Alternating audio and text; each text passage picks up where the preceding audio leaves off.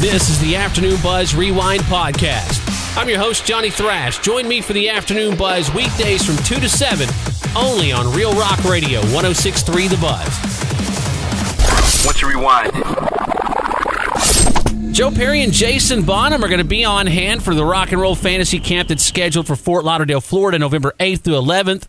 They're going to be joined by former Dio drummer Vinny Appice, former GNR keyboardist Teddy Andreatis, and others. Now, the first camp will actually be held in Las Vegas October 4th through 7th. That one's going to be headed up by Paul Stanley and John Five. Read all about the first two installments of Rock and Roll Fantasy Camp at 1063thebuzz.com.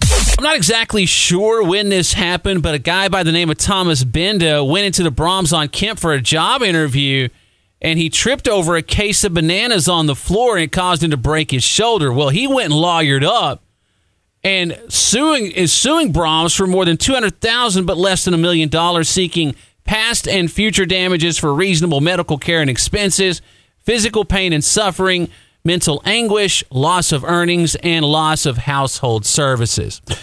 I bet they end up settling this one out of court. I'll be surprised if it actually goes to court, but we'll keep an eye on it for you.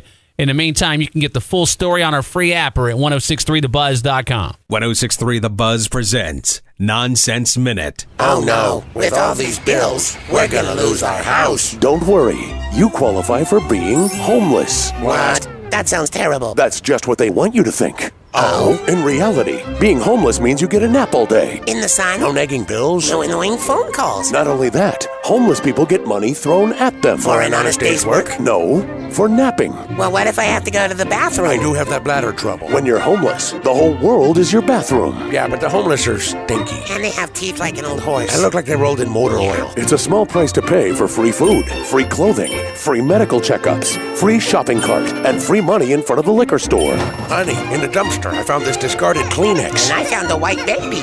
Isn't it time you went off the grid? Ooh, I want to be off the grid. Let's be off the grid. Okay. If you were homeless, everywhere you went, you'd be home now.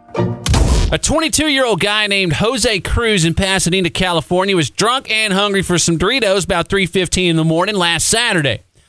So he broke into a Taco Bell and ate 10 shells for their Doritos Locos Tacos.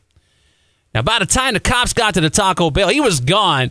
But about 4 hours later, he wandered up to the police station and confessed, and he is facing 1 count of commercial burglary now. Man, that seems like an awfully complicated way to get Doritos. I mean, considering you can buy a bag of them in like every convenience store in the country. Rami Malek is playing Freddie Mercury in the upcoming Queen biopic Bohemian Rhapsody, and during a recent press event, he said when he got the role, he thought, it could be a career-defining performance. And he said about 2 minutes later, he thought, well, it could be a career killer. But he also said that Brian May had emailed him to say the movie had, quote, brought him to tears, and that Mercury would have been proud of the production if he were alive. So if that's any indication, his career is going to be just fine. 1063 The Buzz presents Nonsense Minute. I'm tired of trying to meet cool girls at my fire dancing class. I just want a guy who'll take me to dinner at the food trucks. Having a hard time finding someone with your same interests? Yeah. Now you can try hipstermatch.com. I'm Seth, and I've been growing my beard for 3 years. No trimming at all. Oh, and I dyed it red to match my favorite pair of skinny jeans. I'm Chloe, and I make tiny hats, but not for your head. The reason that Hipster Match works is our ironic algorithm used to select your perfect hipster match. Do you want to go to the spoken word open mic in the park at midnight? Do I ever? I just wrote an a cappella rap on my Etch-a-Sketch. And the Hipster Match photo uploader automatically Instagrams every picture so it looks like shit. I'm Clementine. Call me Clemmy. I like Johnny Cash and salt and pepper. I'm Dex. I have a dog named Moose and a tattoo of a tattoo. So if you like vinyl collections, drumming with friends, and ironic Phil Collins t-shirts dipped in patchouli, let's FaceTime. No, let's write letters on paper. Let's listen to terrible music. On purpose. Yeah. Maybe you should try hipstermatch.com. I always thought that Sabastian Bach seemed like a cool guy, but that must not be the case, man. I mean, otherwise Skid Row would have reunited with him by now. You know, they're working with ZP Thart on a new album. And I know I can't speak for anyone other than myself, but it's hard to imagine a lot of people really being excited about that. I mean, the dude's a badass vocalist, but there's just something about Sabastian Bach. He has that total, commanding frontman thing going on. But when you have three guys all agreeing that they don't want him back in the band. That tells you everything you need to know. I can't believe I'm just now hearing this, but Brad Wilk of Rage Against the Machine was almost Pearl Jam's drummer. Right before they released 10, Eddie Vedder called him up the spring of 91 while they were mixing the album in England and told him they had just lost their drummer and that he would love for him to come up and meet everybody. He told him he was going to send him a tape of the song. So he goes to Europe and they play together, and him and Eddie had a history and they were bonding over in Europe, but to the others he was just a new guy.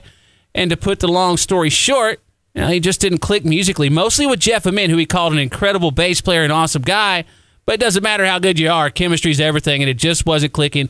He wasn't the guy, so he came back home, and everything worked out because a couple of months later, Rage Against the Machine was formed, and the rest is history. Read more of what Brad had to say at 1063thebuzz.com. Another Nonsense Minute, brought to you by 1063 The Buzz. Facebook for Dummies. Facebook is a social networking site, so you can share news no one cares about with friends you've never met. Hey. Here are some tips. Don't accept a friend request from your mom. Oh, hey, it's Mom. Unless you want her to see all the pictures of you lap dancing drunk for Japanese businessmen last Halloween. Oh, dear. At some point, someone you don't give a crap about may send you a poke. What they're saying is, please notice me. I am lonely and sad. And drunk. Hey. If you're in a relationship, and it's not complicated, Shut up. you are not in a relationship. When it's your birthday, hundreds of strangers will wish you happy birthday. Some guys may send you penis pics. If you post an ultrasound of your unborn child, somebody will inappropriately comment, LOL, that's gross. Or, Any idea who the father is? Or, Did you check for downs? So instead, Instagram a hilarious photo of your cat. Have fun Facebooking, but don't buy Facebook stock. This has been Facebook for Dummies. Hell, it's been a few months ago now. Disturbed posted a video showing that they were back in a studio, which was presumably to work on a new acoustic EP. Well, their latest update was a video they posted that spotlighted some of the equipment, including consoles, John Moyer's bass, and some microphones. And you can hear a little bit of new music while Dan Donegan lays down a lead and David Draymond works on vocals. But toward the end, you hear a passage that features the full band. So that would suggest that they're done with the acoustic EP and possibly already working on their next full-length album. The band are still silent about it. Hopefully they'll let the cat out of the bag for too much longer. Alice in Chains kicked off their headline and tour last Saturday night in Boston. And during the show, Jerry Cantrell said that there would be a new song coming out this week. So, well, it hadn't arrived yet. So either tomorrow or Friday, we're going to hear some new stuff from Alice in Chains. There's no release date for the new album yet, but certainly with a single coming, they'll be getting all that figured out before too much longer. You can check out pics from the show and the set list at 1063thebuzz.com. Hey, thanks for checking out the Afternoon Buzz Rewind podcast. Join me, Johnny Thrash, for the Afternoon Buzz weekdays from 2 to 7 on Real Rock Radio, 1063 The Buzz.